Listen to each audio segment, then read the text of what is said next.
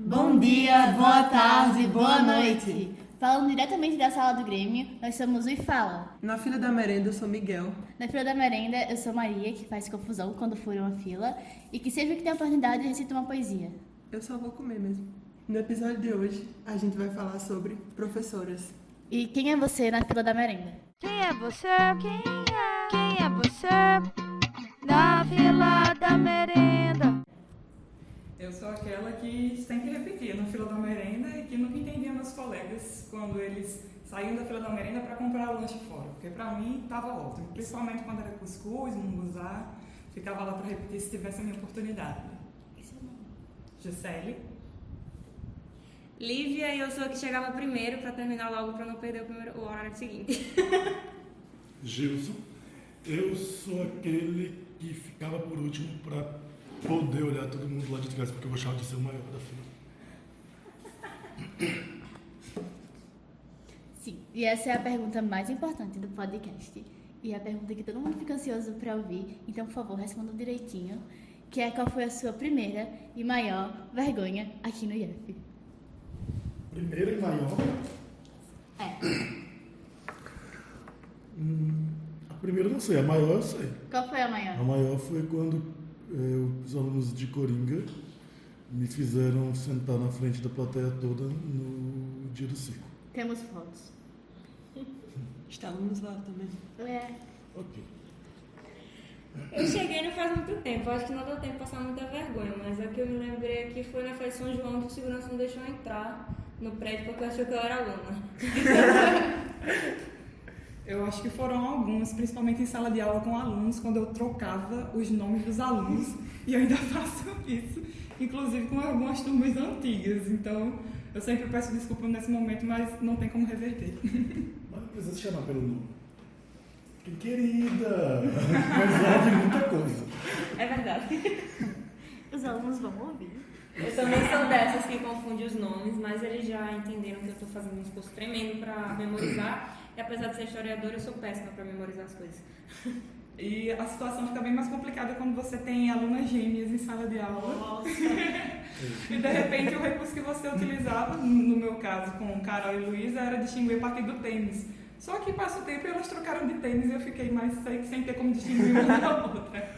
A minha sorte com isso é que Alisson e Cadson, eles têm uma diferença, que é o sinal. E dá pra gente saber quem é quem por causa desse sinal, senão... Até hoje essa diferença é por isso. É. Eu Espero chamo que de ele nunca faça gentil. cirurgia. Daí Aí eles quando respondem. tá de costa, quando tá de costa a gente chama, ei gentil. Aí eles respondem. Agora é hora de abrir esse coraçãozinho. De botar pra fora essas mágoas. Liberar o aluno e a aluna que tem em vocês. Quem era a aluna de série? Quem era a aluna Lívia? Quem foi o aluno Gilson? Gente, eu acho que eu nunca fui uma aluna só ao longo da minha vida escolar, né? Então, a maior parte da minha vida eu fui aquela aluna nerdzinha que sentava na primeira fila, que fazia todas as atividades, mesmo que elas valessem apenas meio ponto, para chegar no final do ano e dizer, olha, eu tirei um 10 em língua portuguesa, eu tirei um 10 em matemática. Mas também teve esse momento, no final do ensino fundamental, começo do ensino médio, que eu me juntei com a galerinha. E comecei a ir pro meio, depois fui pro fundão, depois de um tempo estava cantando, batucando dentro do ônibus, voltando para casa, então... Quem nunca?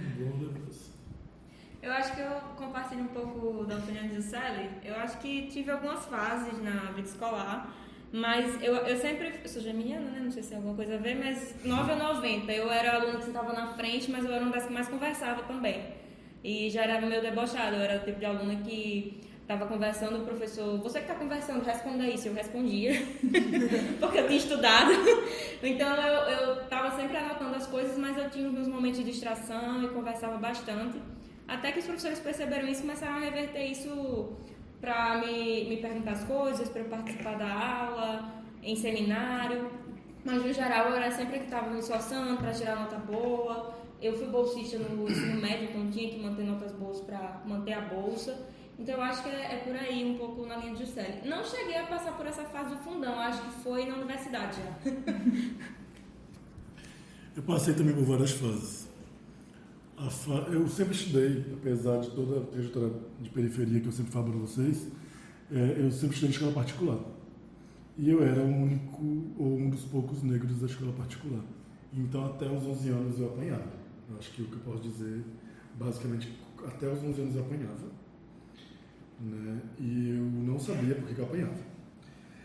Com 12 anos, eu entendi que eu era uma pessoa grande e que eu precisava aprender a me defender.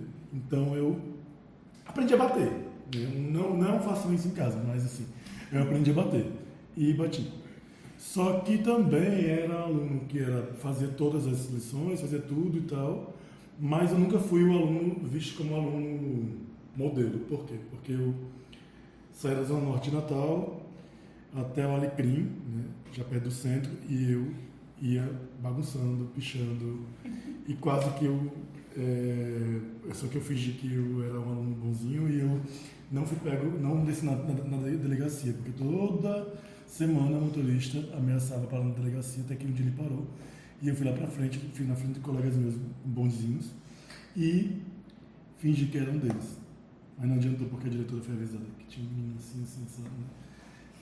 E eu era um aluno respondão. Da adolescência, no ensino médio eu sempre fui um aluno respondão. Sempre. Mais bom aluno, mas respondão.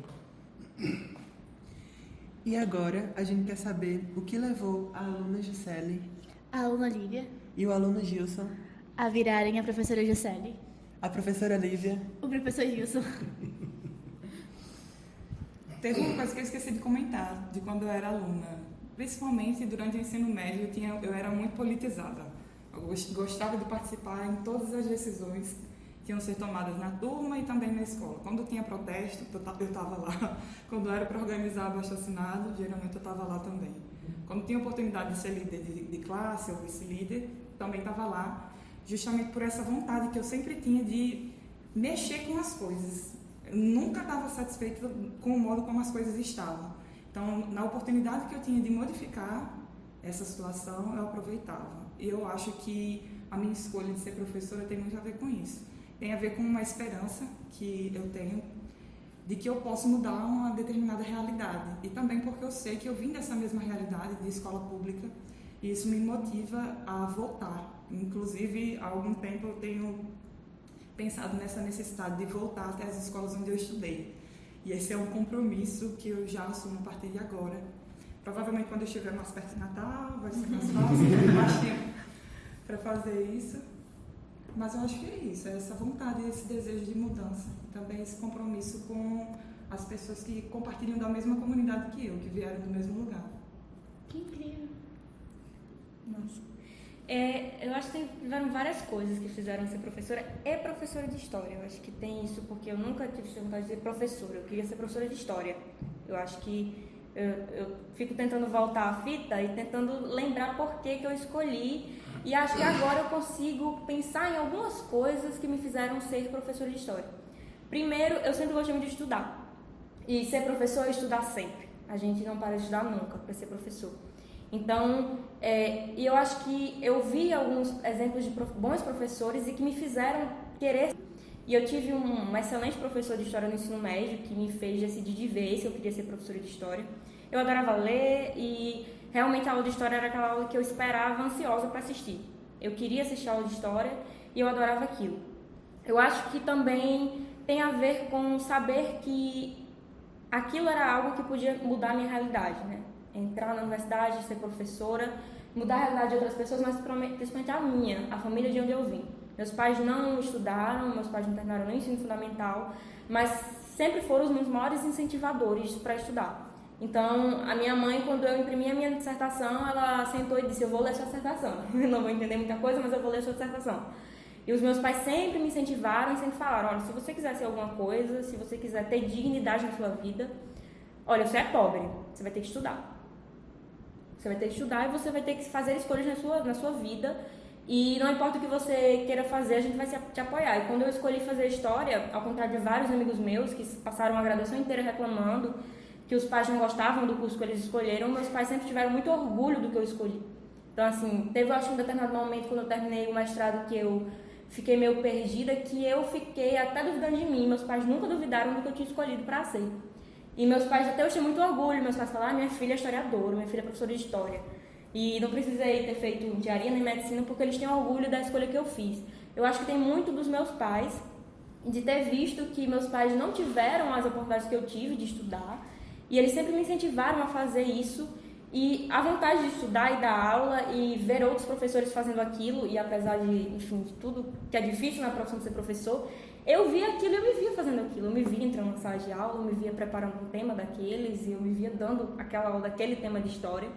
E eu acho que também saber que algumas coisas que eu estudava em história me fizeram repensar o meu lugar social, me fizeram entender onde é que eu estava no mundo, me fizeram não aceitar determinadas coisas que existiam no meu meio social. Acho que também tem a ver isso.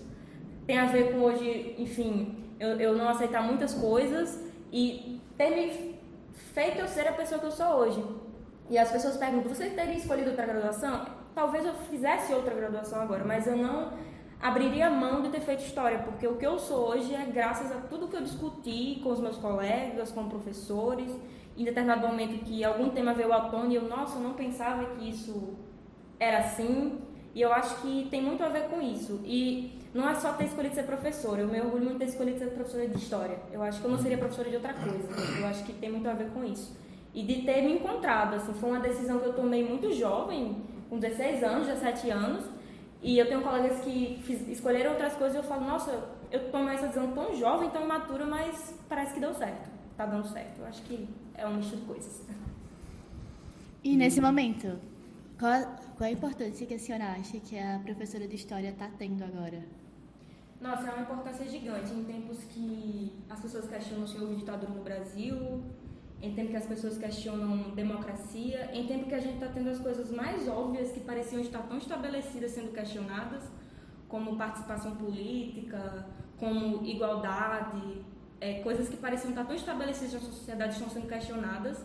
Eu acho que ser professora de história é muito importante, assumir esse papel, porque o professor de história não ensina só o conhecimento histórico, a gente ensina a questionar. Ser historiador é questionar, a gente brinca, a gente problematiza tudo. Gilson, acho que vê isso também, a gente que é de humanas, a gente aprende a questionar. O professor de história ele ensina a questionar, a gente entende que determinadas coisas não são dadas daquela forma, a gente questiona a própria forma como a história foi construída em determinados momentos.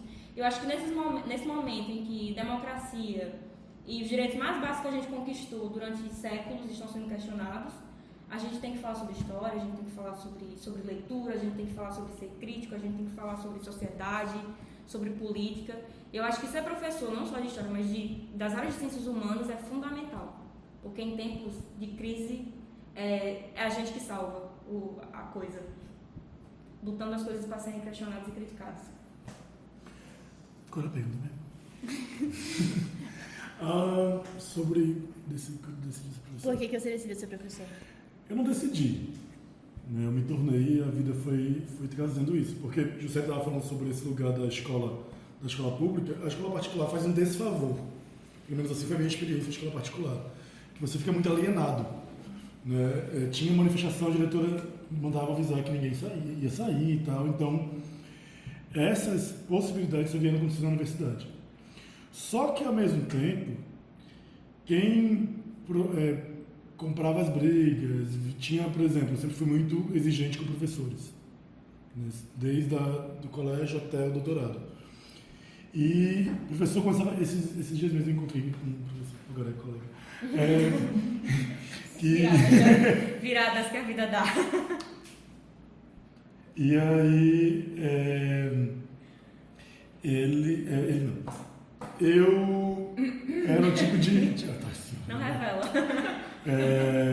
Eu era o tipo de aluno que, por exemplo, chegava para a turma, o professor estava atrasando, o professor estava enrolando. Minha gente, vocês estão satisfeitos com esse professor? Aí eu juntava uma comissão tipo, de mais 4 alunos, ia para a diretoria e fazia caveira daquele professor. Mas tinha uma coisa de eu não gostava de um professor que não desse aula, que não fosse comprometido. Eu sempre respeitei muito o professor que fosse comprometido com aquilo que ele estava fazendo, de fato. E aí, em 2004, que agora fez 15 anos, eu tive que dar aula. Eu não tinha bolsa, eu não tinha família com condições para estar bancando a minha graduação. E eu fui dar aula numa das maiores escolas públicas de Natal, naquele momento, que era o Winston, que a gente chama de Xuxo. Nossa. O Winston Churchill, que é a escola no centro da cidade. E eu fui dar aula de filosofia, né? Carel e... me desculpem. E aí... Eles que lutem. E aí, tipo, eu fui fazer aquilo porque era necessidade, né? Era uma necessidade. Eu tinha que pagar minhas passagens e tinha que comprar meus textos, tinha que fazer minhas xerox. Só que ali, eu lembro que eu ganhava R$128 por mês. E ali eu me apaixonei pela sala de aula. Né? Foi a primeira vez. Eu sempre gostei muito da faixa etária de adolescentes. E eu me apaixonei ali, eu entendi. É isso. Isso faz parte de quem eu sou. Né? Eu gosto disso aqui. Né? E aí, já tinha experienciado, feito outras coisas na minha vida. Né? Eu tinha vendido plano de saúde, eu tinha vendido picolé em casa, eu tinha sido pastor, enfim. E aí, naquele momento eu sabia, é isso. Eu quero fazer isso da minha vida. Posso seguir outros caminhos, mas dar aula é aquilo que eu quero. E tem uma coisa que as meninas colocaram, que Juscelia e Lívia colocaram, que é esse lugar do que você pode realizar, do que você pode provocar. Né? Eu entendo o professor como um provocador. Né? Não tem como, para mim, e aí eu acho que falo do lugar também da sociologia, né? Das ciências sociais, da sociologia, da antropologia, da ciência política, que se não gera perturbação, se não gera, né, um questionamento, se não gera a possibilidade de reflexão, de mudança, não está servindo de muita coisa não. E eu não estou servindo de muita coisa enquanto professor. Então, para mim, tem muito disso, assim, tipo... não foi uma escolha naquele momento, mas foi uma descoberta, que aquilo estava em mim. Sabe? Foi muito bom. E o senhor, como professor de sociologia, acha que nesse momento a sociologia está ameaçada ou não? Sim, tá. Eu ia fazer piada de Deus, mas deixa eu falar. Pode. Assim, eu acho que a sociologia sempre teve, né, ameaçada, né, porque falando, né, tipo, a gente está aqui, né, com Juscelia, que é professora de língua portuguesa e literatura, com Lívia, que é de história, e eu que sou das ciências sociais, da sociologia. Por mais tosco que um governo seja, ele não vai mandar, tipo, vou acabar com língua portuguesa e literatura. Vou acabar com... Não, eles não vão fazer isso. Eles podem até querer distorcer as coisas, mas eles não vão acabar. E os governos, né, já acabaram com a sociologia no ensino médio, anteriormente. E foi durante a ditadura brasileira. Né? E, lamentavelmente, a gente teve um presidente que foi sociólogo, que não foi ele o responsável pela reintegração da sociologia e da filosofia no ensino médio. Então, isso me diz que sim, a sociologia está ameaçada, a filosofia está ameaçada, mas tem uma frase, né, que é: os cães ladram e a caravana passa. Então eles estão latindo, eles podem até morder. Mas eu duvido muito que, apesar das ameaças, a gente caia. A gente viu que a história e a sociologia, por si só, são matérias que incomodam e que estão sendo ameaçadas. Até onde isso se aplica à língua portuguesa e à literatura? Eu estava pensando aqui em algumas coisas, né? Considerando a fala de Lívia e de Gilson. A primeira é que, sim, o papel das ciências humanas é muito importante, é decisivo para criar uma consciência crítica, para que a gente possa avaliar com mais base a nossa realidade, né? Para que a gente possa questionar aquilo que nos é imposto e tudo mais. Da mesma forma, as linguagens, elas também ensinam a questionar, justamente porque elas vão nos mostrar um outro viés. Por meio da arte, por meio da literatura, é possível que a gente se torne não só crítico, mas que a gente consiga desenvolver uma outra sensibilidade. Eu queria até citar uma pessoa, Gilson já me ouviu falar dela algumas vezes, que é uma professora que foi muito importante na minha carreira acadêmica, principalmente, logo depois que eu entrei na graduação, que é a professora Tânia Lima, da UFRN. Eu me lembro, vira e mexe eu me lembro dessa frase dela, que ela disse: nós temos de ser críticos, mas nós não devemos perder a nossa sensibilidade. Eu acredito que ela está, de certa forma, fazendo uma paráfrase de Che Guevara, né? Uhum. Devemos endurecer, mas sem perder a ternura.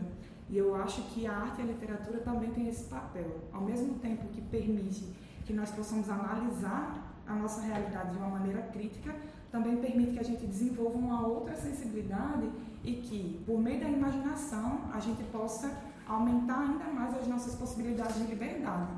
Porque, tudo bem, a gente pode analisar, a gente pode fazer a crítica do nosso contexto sociohistórico, sociocultural e tudo mais, mas se a gente não tiver imaginação, até onde pode ir a nossa liberdade? Ela se torna limitada. Então, eu acho que hoje a gente vive muito num excesso de realidade que é massacrante. Então, a gente fica o tempo todo compartilhando notícias quase sempre ruins, que eu entendo que são notícias fabricadas realmente para tirar a nossa energia, né? E eu já ouvi de uma aluna minha outro dia que ela disse assim, não gosto de mitologia porque mitologia não é verdade. Eu só gosto daquilo que é verdade, eu só gosto de textos científicos. Né? Então, a gente sabe que a ciência ela tem a sua importância, claro, e é importante que a gente tenha parâmetros objetivos para analisar a realidade. No entanto, imagine se a gente for desprezar tudo aquilo que foi invenção, que veio da nossa imaginação. O mundo deixa de existir. Então, eu acho que a palavra literária, a arte como um todo, tem esse papel também. Eu fico pensando nessa coisa do inventado, né? Eu gosto muito de falar isso em sala de aula, que gente, essa mesa que a gente está aqui ao redor, ela foi inventada. Ela é palpável, mas ela é uma invenção. Né? Que no final das contas, o mundo, né? E aí é um fundamento, gosta ou não gosta, essa coisa assim, mas tipo, é um fundamento muito das ciências sociais, das ciências humanas e tal, que o mundo é construção. A ciência é construção, a ciência é invenção. A literatura é invenção, a religião é invenção, essa mesa é invenção. Então, tipo, não entender que a própria ideia de realidade também é uma invenção, é uma construção, que vai estar sendo disputada, e eu acho, aí me metendo, né? Aí eu acho que a literatura, ela tá nessa disputa por essas invenções. Eu lembro de uma situação que, por influência de Juscelia, eu levei para a sala, acho que foi a sala de vocês, para a sala de vocês, quando o aluno veio falar da inutilidade da sociologia para ele. E aí, baseado numa experiência de Juscelia, eu, já em outras discussões, né, é inútil. E é importante que ela se mantenha inútil. Porque um dia que ela cair na ideia de utilidade, de utilitarismo, nesse sentido assim, dessa produtividade, dessa coisa que tem que ser tudo muito, né, prego, martelo, batida e tal, acabou-se, né? Pra quê? Pra que mais coisa?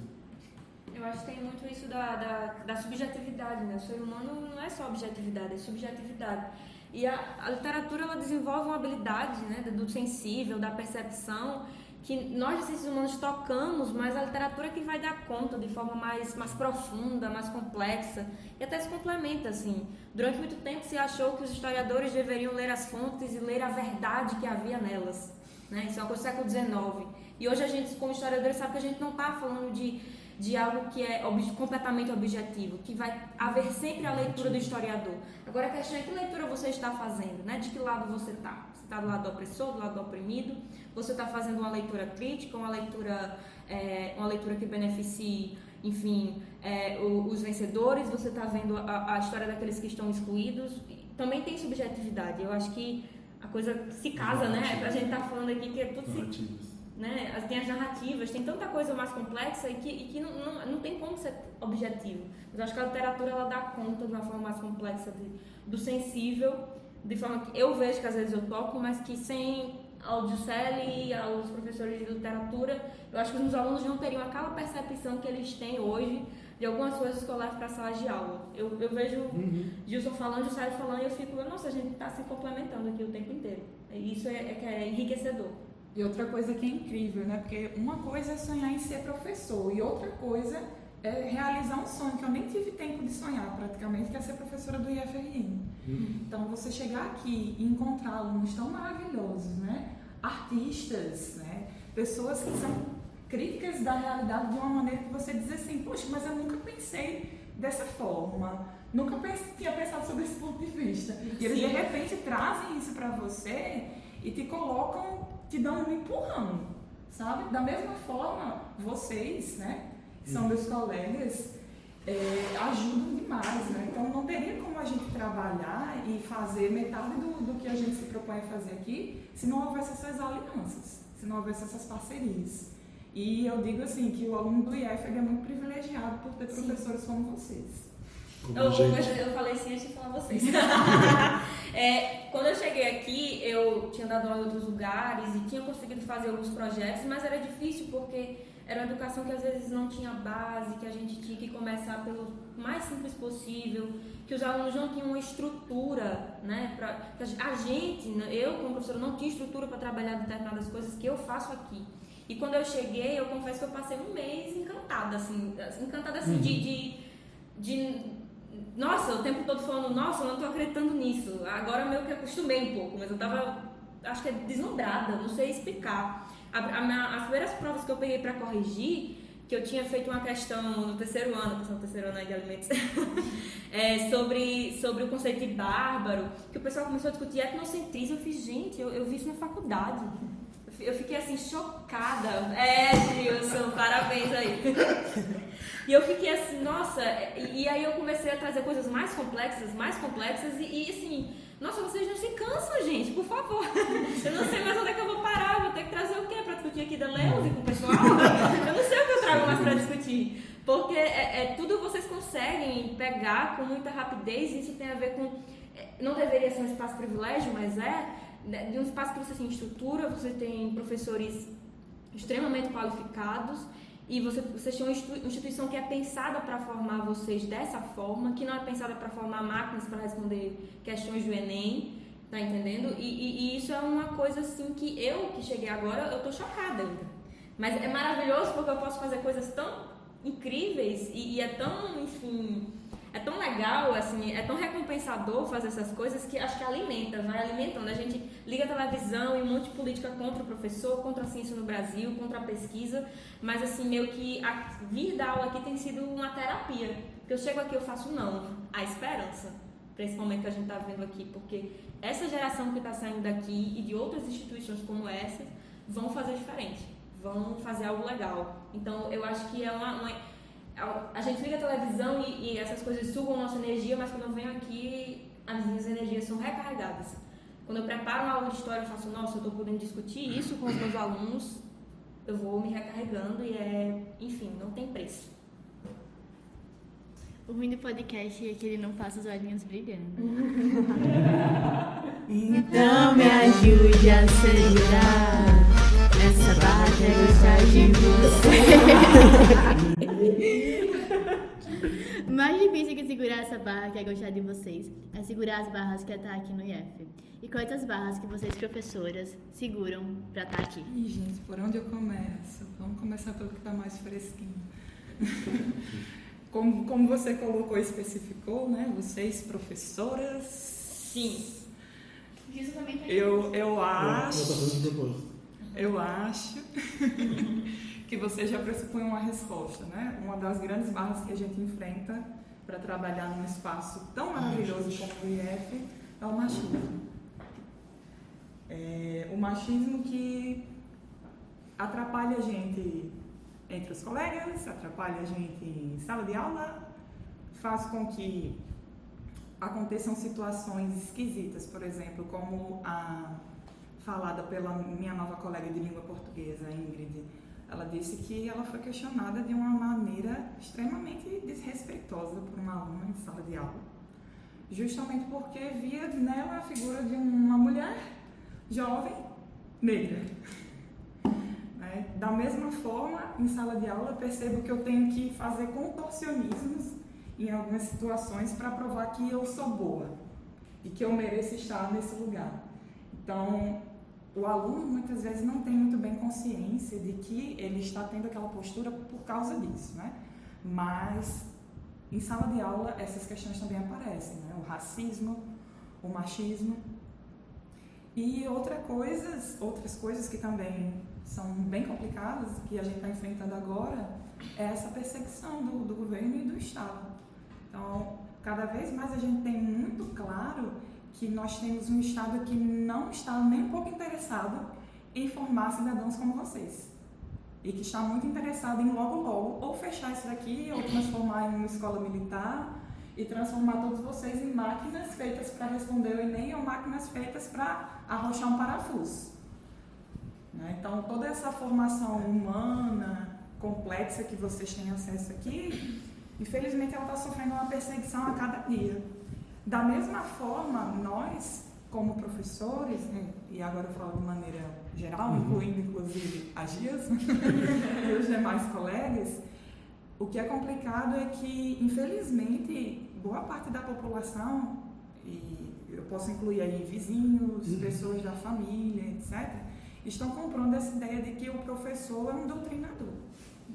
E também comprando essa ideia de que o professor é preguiçoso quando faz greve, ou o professor está ali para desvirtuar os alunos do caminho que foi posto pela família. Eu acho isso muito grave. Infelizmente, a mídia parece que tem tido um papel determinante porque tem conseguido convencer as pessoas sobre essas narrativas que são completamente mentirosas, né? Que não tem nenhuma fundamentação.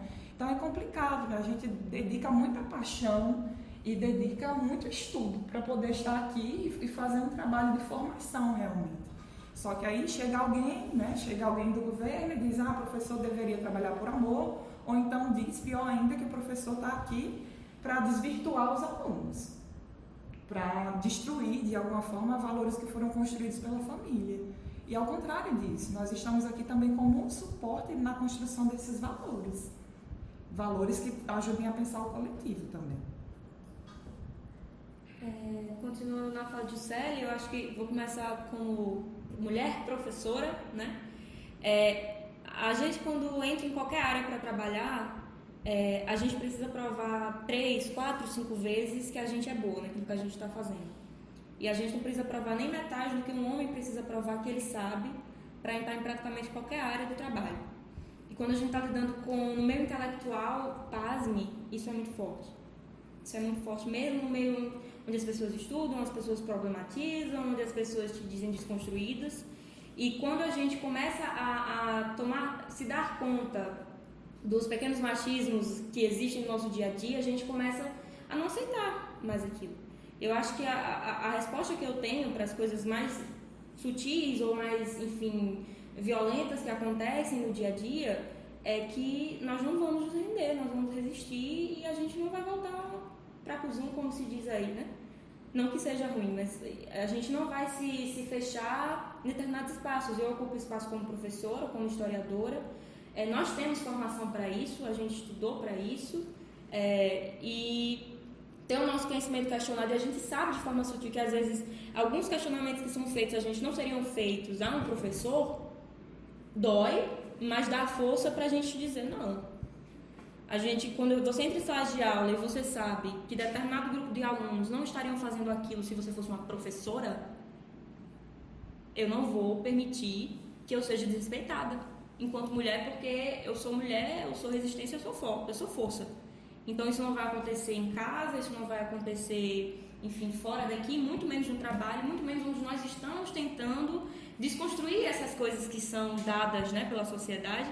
E o mais interessante, mais assustador é quando você vê que, enfim, no ambiente escolar você pode passar por isso, entre seus colegas, entre os alunos, né? E eu acho que isso faz pensar que me dá mais força ainda para formar meus alunos e para dizer, olha, isso que você está fazendo não é legal, isso que você acabou de fazer foi machismo.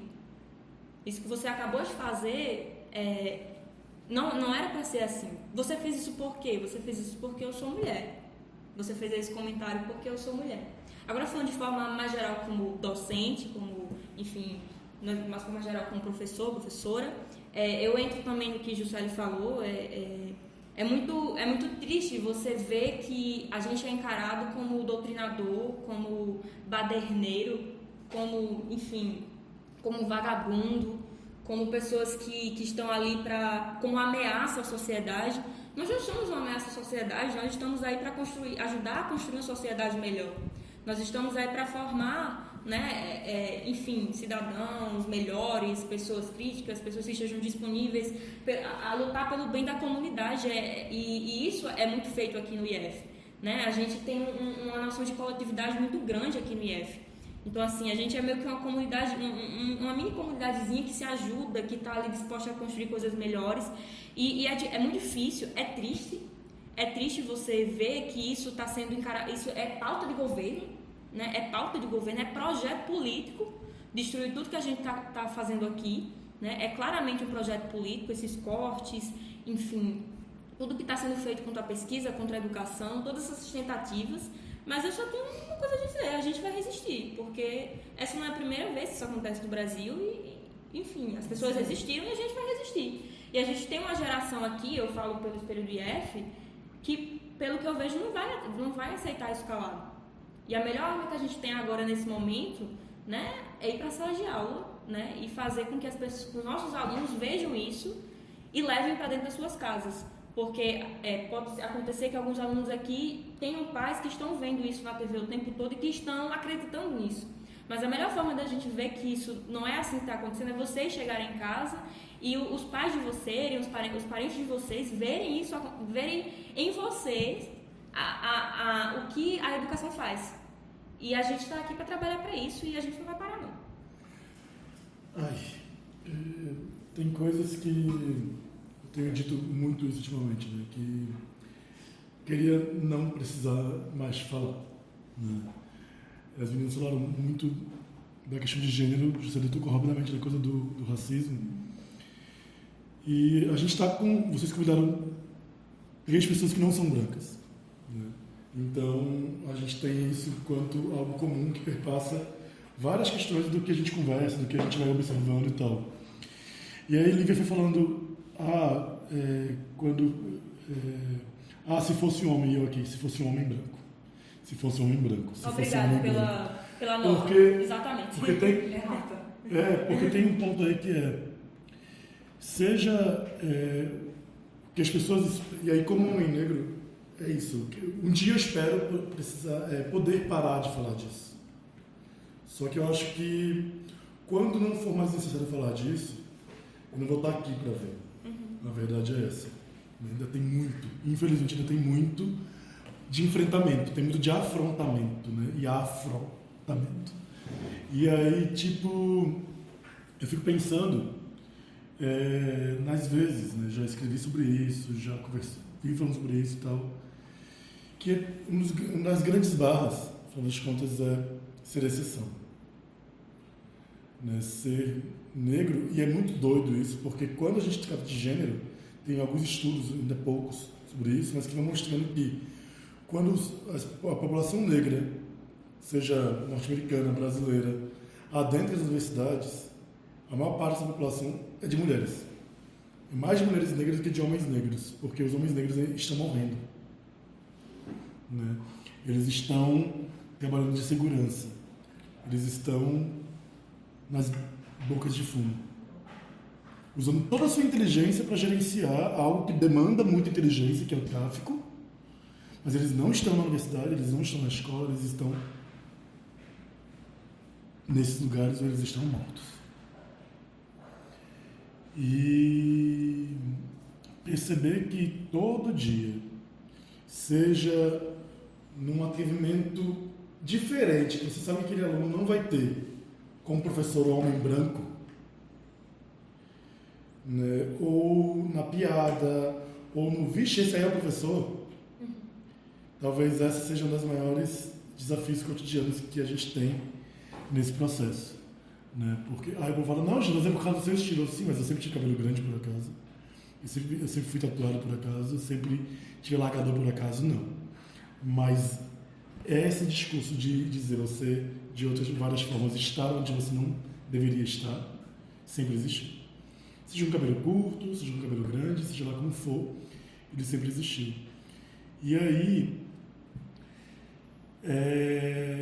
perceber que eu estou numa instituição que é maravilhosa, perceber que tudo isso que a Juscelia colocou, o livro colocou, de alunos que encantam a gente, né? Mas que, lidando com o governo, e né, não tem como não falar disso, que ele está incomodado exatamente porque, eu sempre falo isso, né? Que tem gente que a elite desse país, com saudade da escravidão, não queria que estivesse aqui dentro. Né? E é pobre e é preto. Né? E aí, dentro disso, são as mulheres pobres, os homens negros, as mulheres negras e tal. E aí você tem, né? Aí vem tudo, né? LGBT e tudo mais que a gente vai tendo por aí. Então, a gente até dizia isso, né? Nas manifestações e tal. E se a gente é doutrinador, a gente faz esse trabalho muito ruim, né? Porque o resultado das urnas exatamente prova que a gente não é um bom doutrinador nesse sentido. Exatamente a gente está lutando para que haja liberdade. Né? E liberdade coletiva, não liberdade apenas do indivíduo. Né? Liberdade coletiva, enquanto é bem aquela coisa de Guerra da Quilomba, eu acho, que enquanto a outra pessoa for oprimida, eu não estou liberto. Minhas correntes não caíram totalmente se outra pessoa está presa, se outra pessoa continua sendo oprimida. E aí dói falar para vocês. Dói que o corpo fica tenso. É só de dizer. Porque enfim, essa é uma barra, né? E aí, tipo, a gente teve um dia desse uma conversa com uma amiga, uma colega, que é professora de Sociologia numa escola estadual de Natal, e aí só se reforçou quão de privilégio, infelizmente, o IF significa. Porque a pessoa vai se virando nos 30 para fazer algo incrível lá, mas é convivendo com a instituição que o colega falta e não sei o quê, falta estrutura, falta isso, falta aquilo outro, e a pessoa está lá fazendo. E está descobrindo que os alunos dela são tão incríveis quanto os nossos. Porém, esses alunos não entraram aqui. Né? Não foram selecionados, não foram peneirados pelo processo seletivo do IF. Porque é isso que ele é. Né? Então, é muito difícil ter que falar, olha, eu sou preto, olha, não sei o quê, olha, tomem cuidado, né? com essas seletividades. Porque a gente sente. Né? A gente sabe como é que é o tratamento de uns. Quanto tempo demora para se fazer o silêncio? Quem tem sua autoridade questionada com muita rapidez? Né? E isso, gente, é aquela coisa, não é um apelo. É tipo, se liguem. Né? No sentido de que não é algo consciente, não é algo proposital, mas é algo que acontece. E na hora que isso vem para a consciência, a gente pode fazer alguma coisa com isso. Vem alguns casos assim, específicos de machismo e racismo juntos. Né? A respeito da convivência com os colegas, nesse caso. Né? Foi isso. Não, nada, estava esperando por isso. Gente, é uma boa expectativa. O que acontece? O primeiro que eu me lembrei, que eu acho que é o mais antigo, é de um colega, professor também, que era meu vizinho, foi meu vizinho durante pelo menos, acho que quase um ano. Ele foi meu vizinho, onde eu moro, né? Agora nós somos mais. Ele sempre me tratou, desde que eu cheguei aqui, por jovem.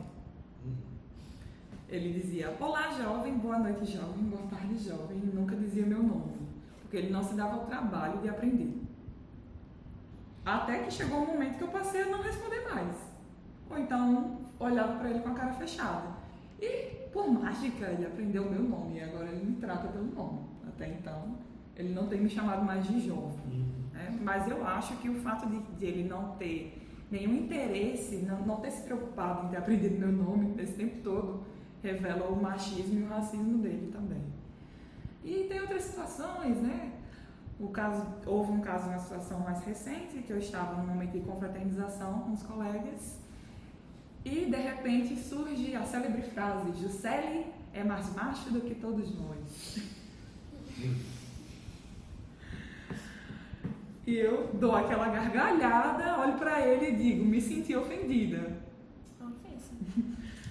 E ele ficou assim, meio pasmo, sem entender porque eu estava sendo agressiva com ele, né? Com aquela cara assim, de querendo se defender e tudo mais. E eu disse, mas por que você acha que ser macho é algo positivo e ser mulher ou ser feminina é algo negativo?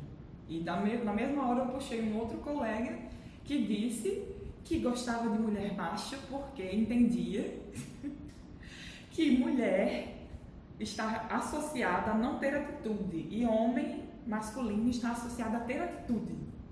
Isso na visão dele, né? Não sei, acho que ele, umas sessões de terapia talvez ajudassem ele a se resolver. De choque, talvez. Oi? De choque, talvez. Algumas sessões de...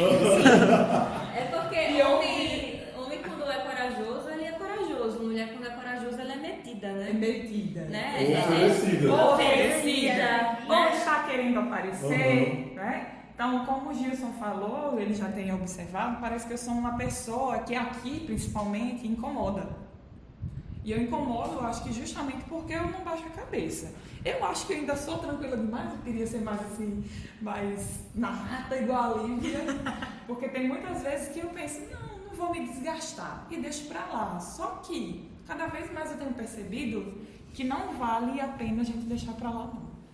Eu acho que se incomoda, se dói, a gente tem que dizer, e a gente tem que fazer doer neles também, para que eles percebam a gravidade das palavras que eles usam, né? O quanto eles tentam, em diferentes momentos, retirar a gente daquele lugar. E houve outras situações da pessoa dizer, olha, Juscelia estudou, então por isso que ela está aqui entre nós. Eu pensei, cheguei no Olimpo, né? Que lugar privilegiado é esse, onde só tem esses homens, deuses maravilhosos, sábios, né? E eu pensei, nossa, como eu sou privilegiada, que bom que eu me esforcei muito, por isso que eu estou aqui. Acho que eles esqueceram das minhas colegas mulheres que também estão aqui. Será que até para ir para uma mesa de bar eu tenho que pedir permissão? Ou tem que ter currículo. Ou tem que ter currículo? Complicado, né? Eu fiquei lembrando essa coisa do não dizer o nome, né? Eu bato muito na tecla, até mesmo entre os alunos, diz assim, Gilson, né? Porque você não quer ser chamado de aluno, né, Miguel? Então, assim, eu tenho um nome. Professor é o meu trabalho. Professor não é parte de quem eu sou, não é tudo que eu sou. E aí, mas é muito mais complicado que a gente ouve dos colegas, né, que estão há um ano e meio convivendo com a gente, chamar de professor. Aí teve uma situação dentro do IF que não foi nem professor. O cara nunca tinha me chamado pelo nome, até então ele se chamava de professor. E quando ele se vira para mim, ele, e aí, negão? E ele é um homem branco, que nunca se dirigiu a mim, quando se dirige desse jeito. E eu tenho optado pela opção de ignorar as pessoas ou ser debochado, né? Cada vez mais eu tenho que ser as minhas armas para me defender de algumas coisas. E aí eu passei a ignorá-lo, né? E ele passou, né, de hora para outra, como disse Juscelia, ele passou a me chamar pelo nome. Porque no dia que ele não me chamasse mais, ele ia ouvir. Eu perguntei, mas cara, de onde você teve a permissão, né, a benção, né, de poder me chamar de negão? Se a gente não se conhece, se você não é um outro homem negro, no final das contas. E aí a gente vai vendo assim, os cansaços, né? Dos lugares, de que ser essas minorias de poder, né? Porque minoria a gente não é, né? Mas minoria em termos de gradiente de poder. E como que tem que ser, né? Tipo, é o cara da loja de utensílios no centro de Palos Ferros que achava que eu, por causa do meu tamanho e da minha cor, era a segurança do IF. A única coisa que ele podia olhar para mim e pensar que eu era um segurança. Ele ficou com o queixo no chão, né? Tipo, a minha cara no chão, vou ali procurar. Porque ele depois entendeu que eu era professor. Mas ele não podia pressupor que eu era professor. Enfim. Como mulher e futura professora.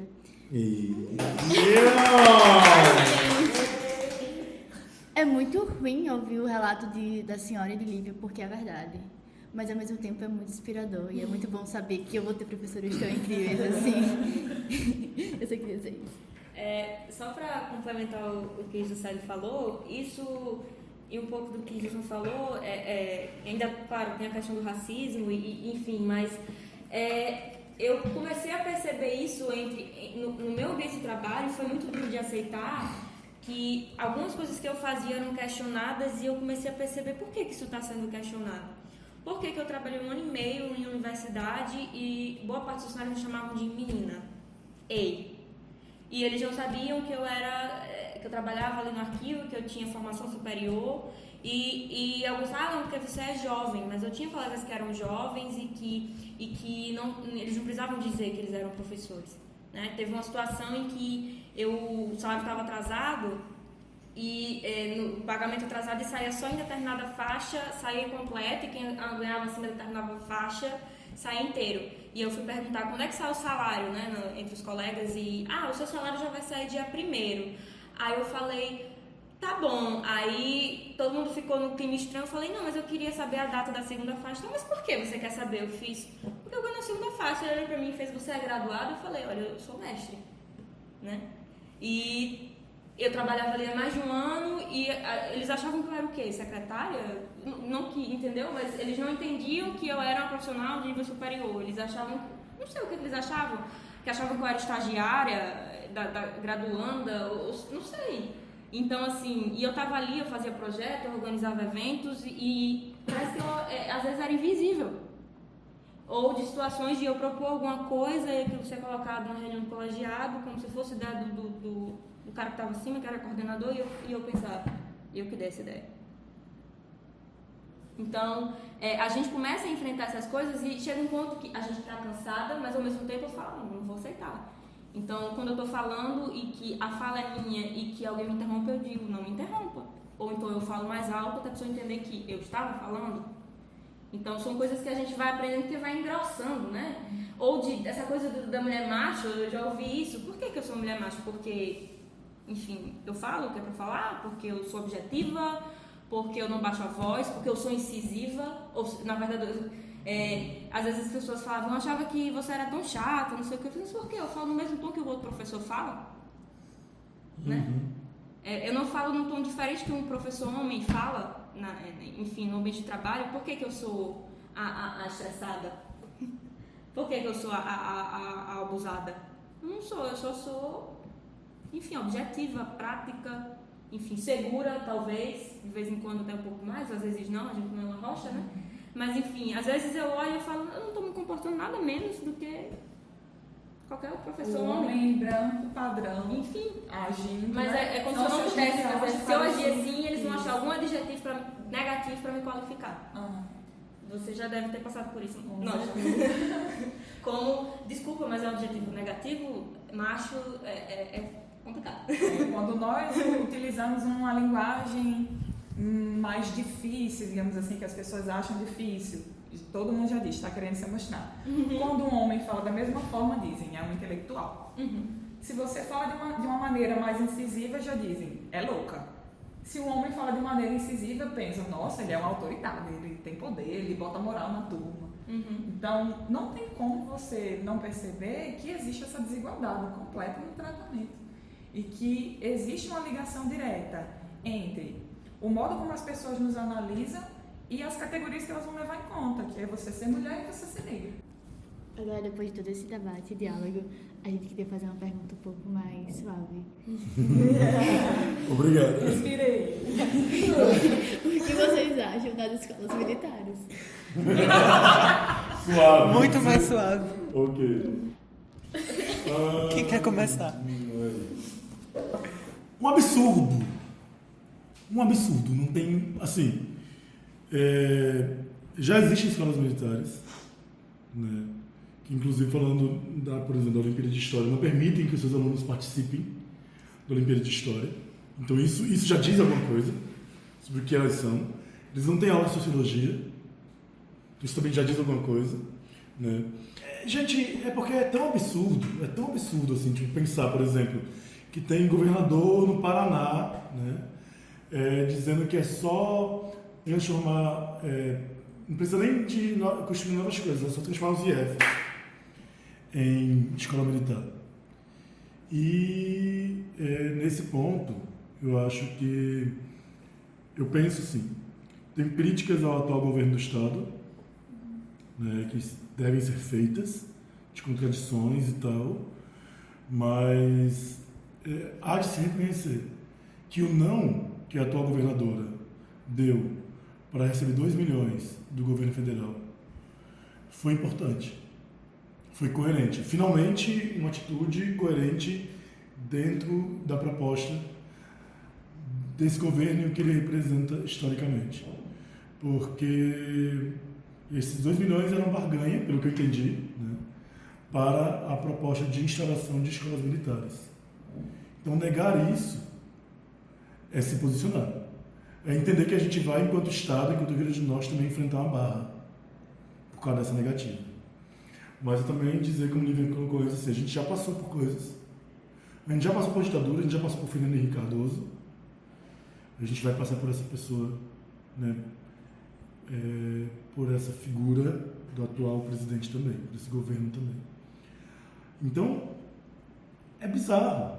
Sabe? É pensar, nós precisamos de militares para ter boa educação. O IF é a prova que não. O IF, inclusive, é a prova que nós não precisamos disso. Né? A gente está falando aqui de dentro do Grêmio, de um IF no semiárido do Potiguar, no semiárido do Rio Grande do Norte, no IFRN, que hoje é, se não o melhor, um dos melhores institutos federais do Brasil. E o tempo todo a gente ouve como é que os alunos do IF se diferenciam quando entram na universidade, a gente sabe de longe que é o aluno do IF, não sei o que e tal. Então, assim, o IF é a prova concreta do absurdo que é a ideia de que nós precisamos de escolas militares para melhorar o ensino brasileiro.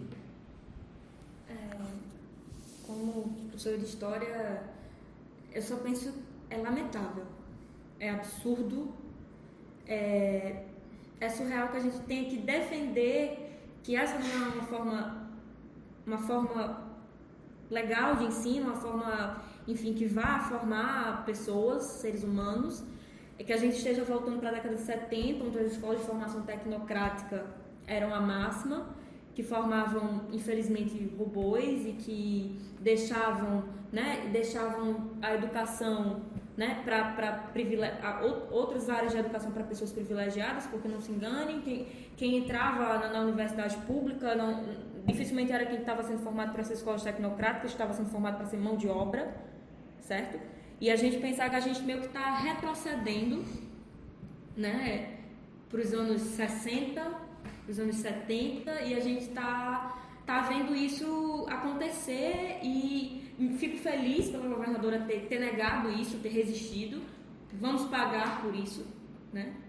Vamos pagar literalmente, né? Os cofres vão sentir, mas é necessário, né? E assim, eu fico abismada, porque a última coisa que o currículo a gente quer é um currículo que diga que a ditadura foi uma revolução. Né? Eu ter que... Gente, vamos discutir hoje a diferença de revolução e ditadura. E eu faço isso na minha sala de aula, eu tenho liberdade para fazer isso, eu dizer, foi ditadura. E que o professor daquela escola não vai poder dizer isso. Como professora de história, me incomoda de uma forma, enfim, dói.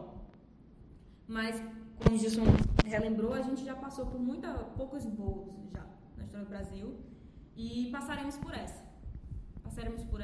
E, enfim, vamos viver talvez alguns anos de retrocesso, mas esse retrocesso a gente vai ver resistência, como a gente viu no exemplo aí da governadora negar, como a gente está vendo aqui dentro do IF, como a gente está vendo, enfim, na mídia e várias coisas, várias reações a esses absurdos.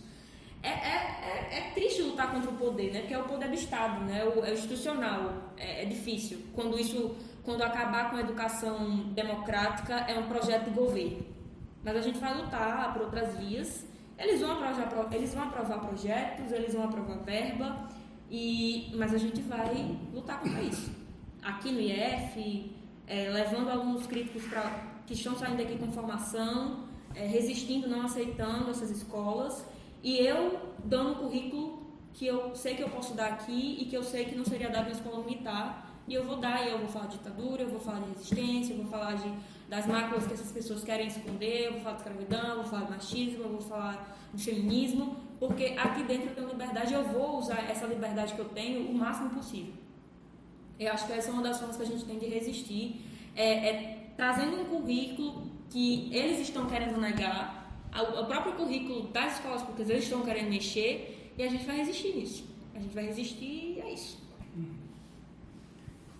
Para mim parece um pesadelo. Essas escolas militares que querem alunos que agem da mesma maneira, que pensam da mesma maneira. Quando eu faço essa comparação entre as escolas militares e os IFs, como eu estava pensando aqui, me lembrando, sempre que os alunos que vocês falam do IF, vocês falam do IF como sendo uma casa e como sendo um lugar em que vocês podem ser vocês mesmos, que vocês se sentem livres para serem vocês mesmos. E é uma liberdade que às vezes vocês nem em casa têm. E quando a gente percebe esse esforço do Estado em querer fazer a propaganda das escolas militares, fica muito claro o que eles já têm em mente. Ao mesmo tempo, eles fazem propaganda da escola militar e tiram o orçamento da educação nos IFs. Então, é um processo que eu acredito que não vai demorar muito, mas já está no nosso horizonte, que é o processo de desmonte dos IFs e o uso da verba do Estado para a construção e para o aumento dessas escolas militares, justamente para impedir que se formem pessoas como vocês, que se sentem livres para serem quem são. Então, acho que a visão de aluno que eles têm é aquele aluno que está sempre calado, só fala quando for para responder alguma determinada pergunta de maneira muito objetiva, que tem seus gestos muito bem contidos, que não vai trazer nada inusitado para o espaço da sala de aula, até mesmo para fora desse espaço. Então, eu fico imaginando aquelas distopias em que você tem aqueles robozinhos, alunos robozinhos, que estão sempre enfileirados dentro de uma caixinha e agindo da mesma maneira. Eu acho que essa propaganda do Estado também mostra que a gente precisa fazer uma guerrilha de comunicação e de informação também. Então, será que o governo vai conseguir convencer a população de maneira geral de que as escolas militares são melhores que os IFs? Porque se a gente for pensar até mesmo em relação aos dados, se a gente for para os dados de aprovação nas faculdades, né, geralmente são dados que impressionam as pessoas. Nós somos a instituição que mais aprova. Da mesma forma como o Gilson falou, nós somos a instituição que coloca alunos diferenciados nas universidades, né? Então, se isso não ficar claro para a maior parte da população, infelizmente elas vão ser convencidas. Então a gente precisa fazer alianças e a gente precisa abrir a boca e divulgar mais. Olha, esse trabalho aqui a gente está fazendo no IF. E cada vez mais levar isso para a comunidade. Por isso que eu achei tão bacana essa ação que teve recentemente da comemoração dos 10 anos do IF, indo para a comunidade, indo para a praça, para divulgar os trabalhos. E eu acho que a gente precisa fazer cada vez mais isso, porque senão a gente vai começar a ser atacado. O desmonte, que já começou, vai avançar e não vai ter ninguém por nós, porque infelizmente não é todo mundo que entra no IF, é uma minoria. Eu, por exemplo, quando tentei o IF, eu não entrei. Justamente porque eu não tinha estrutura. Veio da mesma história de vida que livro, que não terminaram o ensino fundamental. Eu não tinha livros em casa. Não tinha condição de concorrer. Não tinha. Eu tive, sei lá, professor de matemática, enfim, eu faltava mais do que tudo, então assim, eu não tive condição de concorrer, né? Não tive condição de entrar, era um sonho entrar no IF. E só pra lembrei agora que eu fico lembrando que, nossa, eu queria tanto entrar no IF e agora eu entrei, eu tô aqui no IF, tô dando aula. Eu entrei como professora, não entrei como aluna, mas entrei como professora. Mas e só pra enfatizar que, infelizmente, é um privilégio estar aqui, né? Depois de quase mais de uma hora de tanto aprendizado e conhecimento e, enfim, essas palavras tão bonitas, a gente vai para um momento mais leve do podcast. Agora de verdade. Que é o nosso IF Nostalgia. A primeira pergunta é: quem foi você na fila do processo seletivo? Eu sou professora substituta, né? Eu já vinha tentando outras seleções substitutos e eu estava com uma vontade enorme de dar aula. E eu não vou saber a quantidade, mas uma coisa com certeza, eu fui uma das poucas mulheres, né? Eu lembro quando eu vi a lista que tinha professores, doutores, porque também a gente também tem outra questão, que ocupar determinados lugares da academia ainda é um privilégio. Os homens brancos conseguem chegar mais à frente primeiro que a gente, tanto que aqui eu cheguei aqui, eu fiquei, nossa, eu tenho colegas de trabalho, eu tenho mulheres trabalhando aqui. No outro lugar onde eu trabalhava, só tinha uma professora efetiva no departamento. Uma professora. Porque o filtro elimina a gente. Eu tenho conversado com várias pessoas, né? Enquanto, isso infelizmente é mais geral, enquanto os homens brancos estão estudando, estão se dedicando, estão preocupados apenas em estudar para a faculdade, a gente está lidando às vezes com tarefas de casa, com exigências que são feitas para a gente porque nós somos mulheres e a gente está ficando para trás em algumas coisas. Na fila da seleção, em várias outras que eu fiz, que eu ia passando, eu era uma das poucas mulheres, eu era uma das poucas que tinha origem de onde eu tinha. Olha que o curso de História é um curso que tem uma característica de ter pessoas de periferia, mas ainda existe o filtro da universidade. E, enfim, agora estou na luta para seleção efetiva e digo para vocês depois quem eu serei na fila da seleção pré-efetiva. Mas quando eu cheguei aqui, né, falando pós-seleção, que eu encontrei professoras, foi, assim, iluminou. Assim, eu fiquei, caramba, eu vou trabalhar com mulheres também. E isso pra mim não teve... Eu fiquei um tempão, assim, só vendo professoras entrar na sala do professor, meu Deus, que coisa legal, assim. E de saber que nós, mulheres, estamos existindo, estamos ocupando esses lugares, né? Lugares de formação, enfim, lugares no mundo do trabalho que não era pra gente estar ocupando. Não era pra gente estar ocupando, mas a gente está ocupando. Estamos fazendo projetos, estamos, enfim, aí resistindo, estamos sendo debochados, ou o que quer que seja, estamos afrontando, estamos formando mulheres empoderadas, estamos enfim, aí construindo tudo isso com vocês. Então, na fila da seleção, eu era uma das poucas mulheres.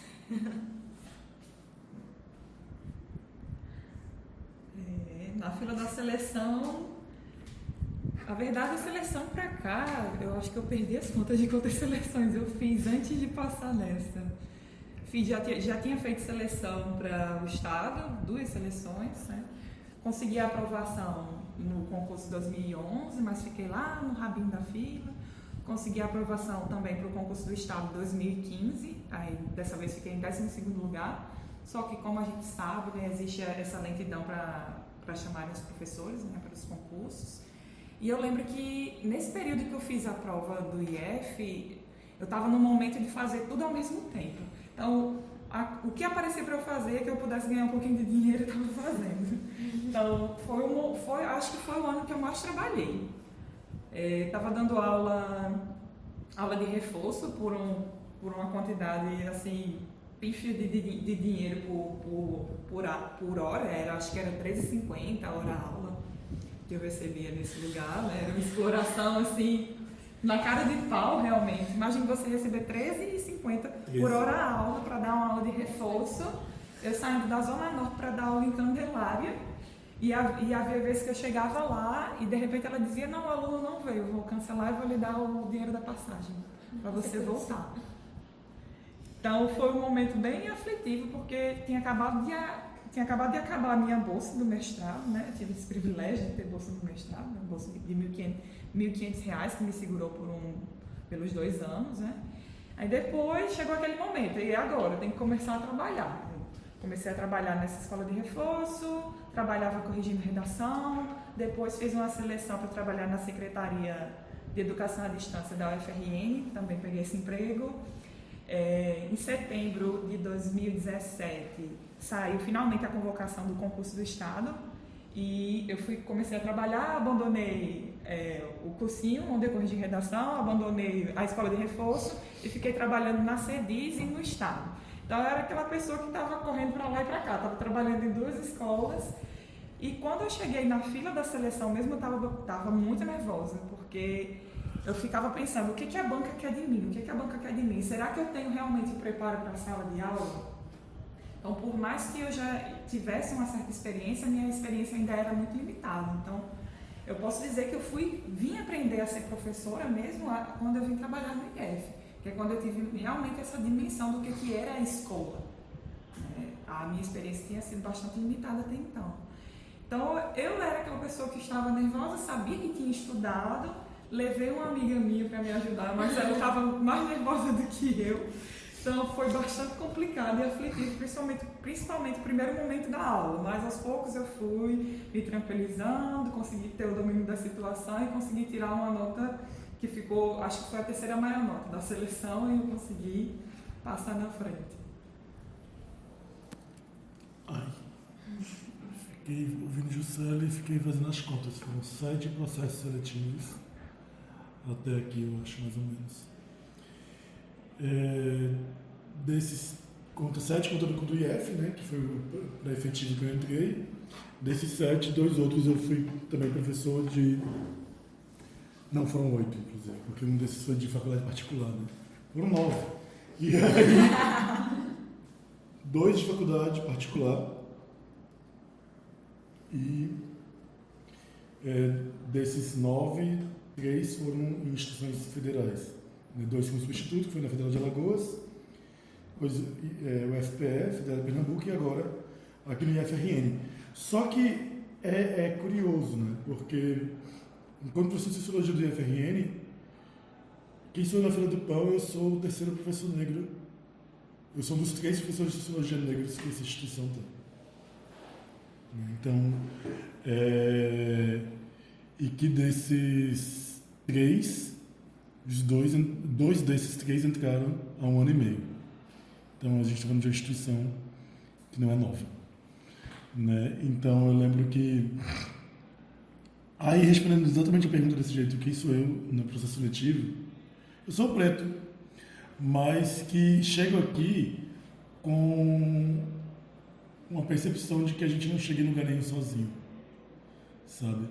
Porque eu fui muito incentivado a fazer essa prova pelo meu irmão, que é homem negro também, que é professor no IF há quase 10 anos, no IFRN, por uma amiga, que é professora no IFCE, mulher negra também, e por uma gama de pessoas que me ajudaram a entender o que a banca esperava. Me ajudaram a dizer assim, olha, prepare. E aí eu fui o professor que colocou Matrix, Homem de Ferro, a era de Ultron, o Natal, o Vale, como é que é? O cartãozinho do ônibus de Natal, Natal Card, na prova didática. Foi um dos avaliadores não aguentou. Quando ele viu o Homem de Ferro na tela do PowerPoint lá, ele soltou uma risada, assim, tipo, oba. Mas havia... É isso, tipo, eu sou o professor que... Maria fala do tapa na cara, sim. Eu gosto muito da expressão do pé na porta. Né? Eu acho que eu, inevitavelmente, sou, no processo seletivo, alguém que meteu o pé na porta, né? Que não foi sozinho. O IF pra mim é Gilson, tapa na cara. O IF pra mim é machismo, o IF pra mim também é feminismo, o IF pra mim é Juscelia, poesia e calmaria. Bah, quê? E qual foi a primeira aluna que te tirou da graça? Quê? Não, nossa intenção com esse quadro foi tentar trazer um português mais antigo dos nossos avós. E isso foi o que a gente conseguiu.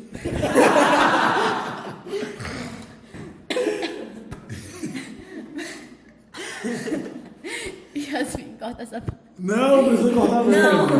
Não corta não. E como foi a primeira lição de vocês? A gente quis perguntar como foi a primeira aula de vocês, mas antes a gente tem que responder qual foi a primeira aluna que deixou eles chateados. Não precisa citar nomes. Precisa sim. Isso no IF? Isso no IF ou... Na sua carreira de professor. Acho que eu me lembro. Eu lembro. Foi há 15 anos.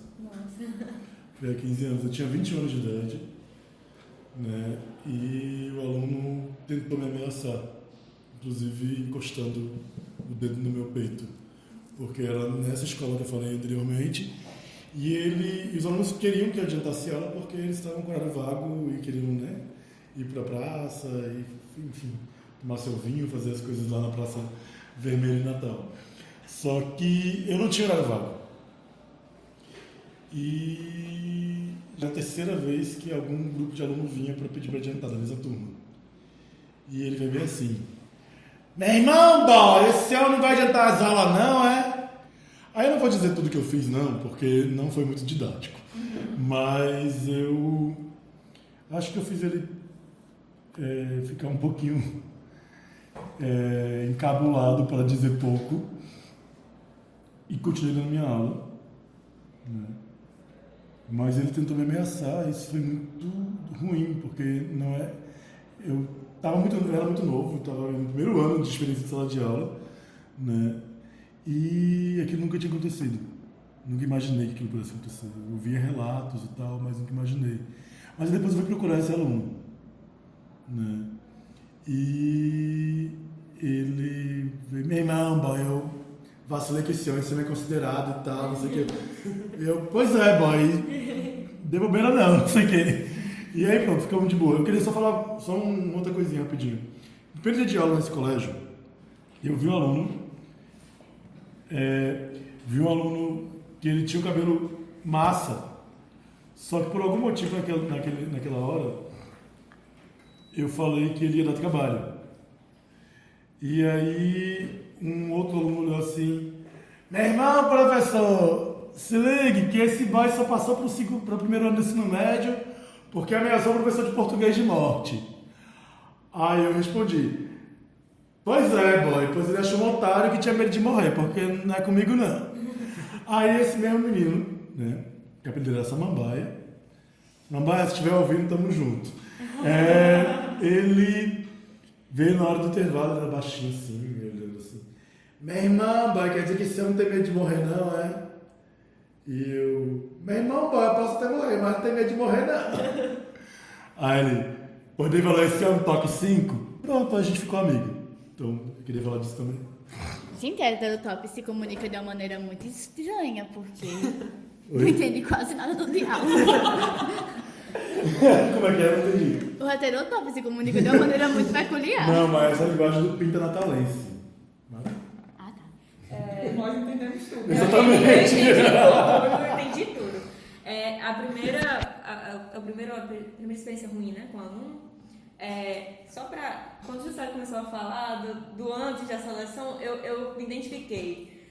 Fazer trabalhos muito mal pagos, se ver sem a bolsa do mestrado e eu tendo que trabalhar. E foi uma fase muito difícil. Eu me lembro quando eu fiz a seleção pra cá, que foi em outro campus, né, que eu estava tendo crises nervosas, eu estava passando por um ápice das minhas crises de ansiedade, e eu lembro que eu preparei as aulas e eu estava tendo várias crises, mas eu falei, eu quero isso, eu vou passar porque eu quero dar aula ali. E eu lembro que, até quando eu cheguei aqui, ainda estava me recuperando, enfim. E foi uma terapia começar a dar aula. E realmente eu comecei a me ver como professora quando eu comecei a dar aula aqui, não faz muito tempo. Né? Porque antes eu tinha dado aula, mas eram coisas muito esporádicas, né? De aula de reforço, de aula em escola que pagava R$4 a hora, 5, não sei. Enfim. Mas a minha experiência com um aluno que não foi agradável foi dessa época. Não me lembro de uma experiência desagradável que marcou aqui no IF. Eu lembro que quando eu terminei o mestrado, eu dava aulas em casa, aulas particulares, né, de reforço. Esse mesmo esquema, eu chegava, a mãe do aluno cancelava, o pai do aluno cancelava, eu voltava para casa sem nada. E eu lembro de ter chegado em uma casa, em um bairro, enfim, um condomínio enorme em Natal, e depois toda a burocracia para eu entrar, quando eu entrei na sala, a mãe do aluno falou, vou chamar, era uma aluna, perdão, vou chamar a fulana lá no quarto. E eu lembro dela estar reclamando no quarto, não quero assistir essa aula chata, blá. Eu lembro que ela sentou do meu lado, né, a mãe estava brigando, ela fazia aula de reforço, e eu comecei a dar, eu falei, olha, assim você não vai conseguir aprender o assunto. Ela olhou para mim e fez, você tem que fazer o que eu quiser, porque minha mãe está me pagando para isso. E eu fiquei assim, na hora, eu congelei um momento, eu me questionei como professora, eu falei, nossa, eu me formei, estudei pra caramba, e é isso que eu tô tendo que passar. E foram outras situações muito chatas que eu tive que passar nesse período, fazer várias seleções, eu acho que a do IF que eu fui pra cá foi a 6ª. E aquilo ali me marcou, eu falei, nossa, mas não era esse diálogo que eu tava querendo dar, não era isso que eu tava querendo passar. Né? E a aula que você dá de reforço é uma aula assim, muito direcionada, que é o resumão, que você está treinando o menino para responder uma prova. Era alguma coisa no estilo de aula de história que eu queria dar. Mas quando a aluna falou pra mim, você tá sendo paga pra isso, minha mãe tá te pagando pra isso, eu peguei os R$ 30 e guardei, que era 2 aulas, cada aula R$ 15, 2 horas, eu falei, começar a fazer seleção, e eu comecei a desesperada a procurar seleção. Passei em uma antes e depois, enfim, cá estou. Mas essa é a lembrança, assim, mais desagradável que eu tive, porque me fez questionar, inclusive eu falei, nossa, será que é isso que eu vou ter pela frente? São essas experiências de ensino que eu vou ter? E eu tinha que dar aquela porque eu precisava do dinheiro, né? Mas foi extremamente desagradável, eu passei por outras bem constrangedoras. E eu olho para trás e eu falo, nossa, me sinto também privilegiada de estar dando aula aqui, de estar tendo essas oportunidades, de estar construindo as coisas dessa forma, de estar recebendo um salário minimamente digno para fazer isso, né? Que, vamos combinar, também também tem isso. A gente dá aula em outros lugares, a gente sabe que a coisa é bem complicada. E, enfim, eu acho que essa é a lembrança assim, mais marcante que eu tenho, né? Também tô dessa de... Não faz tanto tempo assim que eu dou aula, né? Tô começando. Achei pesado, viu, as experiências de vocês. O que eu me lembrei agora, não sei se houve outra situação, mas teve uma que ficou na minha cabeça, que foi o que me levou, inclusive, a tomar essa atitude que Gilson mencionou um pouco por cima. Eu estava no meio da aula, acho que a gente estava discutindo sobre literatura fantástica. E quando a gente começa a falar, o professor vai trazer conhecimentos das mais variadas áreas, né, que a gente tiver acesso, a gente vai falar. E eu comecei a falar de psicanálise, trouxe algumas outras fontes para dialogar com essa distinção que a gente estava fazendo entre o fantástico e o estranho. E, de repente, no meio da minha fala, a aluna diz, e o que isso tem a ver com o conteúdo da aula? Que é justamente aquele momento que você percebe, nossa, ela me afrontou dessa forma justamente por eu ser quem eu sou. Uma mulher negra que está aqui dando aula e ela não me vê como uma autoridade, digamos assim, né? Porque vamos reconhecer que é necessário que o aluno reconheça, de certa forma, o professor como uma autoridade. Como alguém que está um pouco mais à frente, né? Que possa conduzir o aprendizado dele. E ela soltou essa, e eu fiquei assim pensando, meu Deus do céu, como é que pode? Como é que eu respondo a isso? Eu acho que eu fiquei tão perplexa na hora que eu nem cheguei a responder. Eu falei alguma coisa muito sutil na hora e continuei a minha aula. Só que eu fiquei com isso martelando na minha cabeça. Quando foi algum tempo depois, eu cheguei na classe, pedi para eles organizarem a sala em círculo e comecei dizendo, gente, a literatura é inútil, a literatura não serve para nada. E eles olhando para mim assim, uns dando um riso meio constrangido, dizendo, ela tá brincando, né? Professora, você está sendo irônica? Professora, você está sendo sarcástica? Professora, você está falando sério? E eu continuando, e repeti a mesma frase, a literatura é inútil, a literatura não serve para nada. Vocês estão numa escola para serem formados técnicos em alimentos, técnico em informática, técnico em apicultura, e a literatura não vai ajudar vocês a mostrarem esse diploma por aí e executarem a profissão que vocês vão exercer provavelmente quando sair daqui.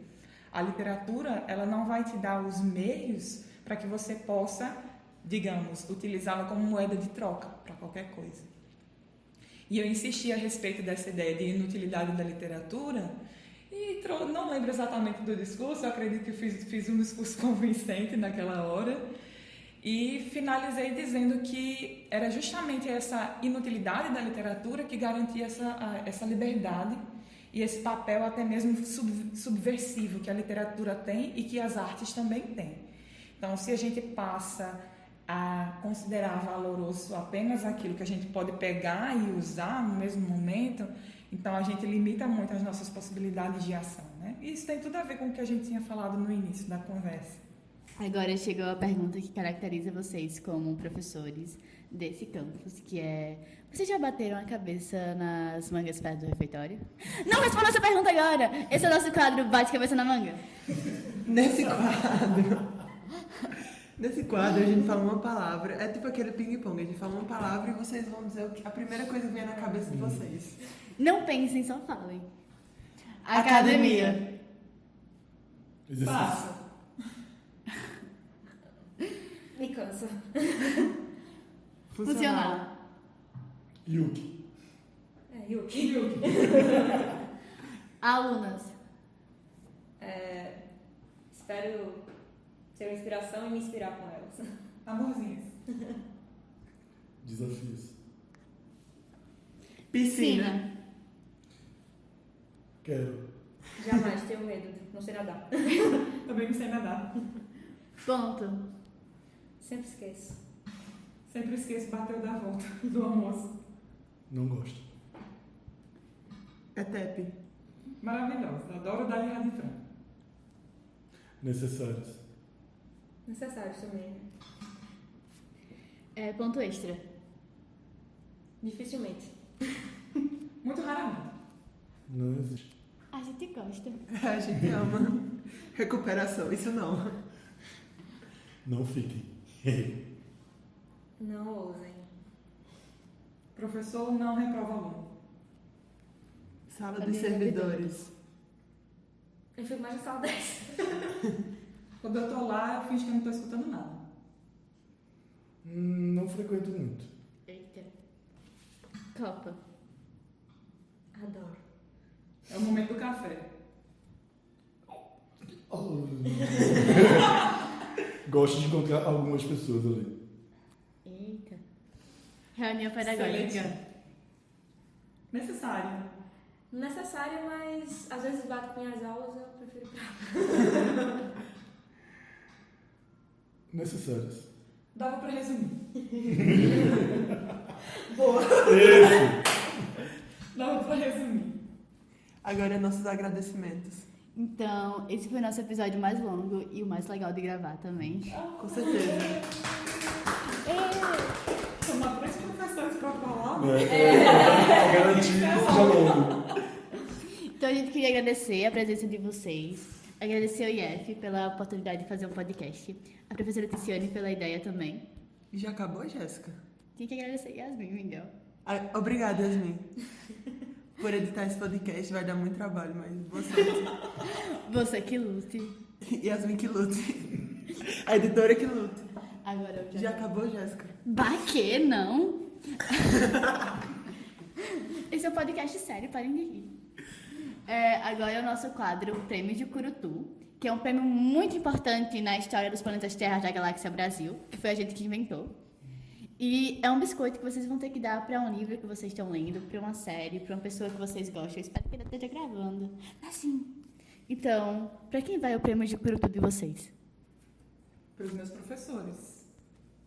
Eu não vou escolher uma pessoa só, não. É muita responsabilidade. Meus pais. Machado de Assis. Pra quem vem o seu prêmio de Curutu, Miguel? Oi? O seu prêmio de Curutu. Vai pra você. Ai, obrigada!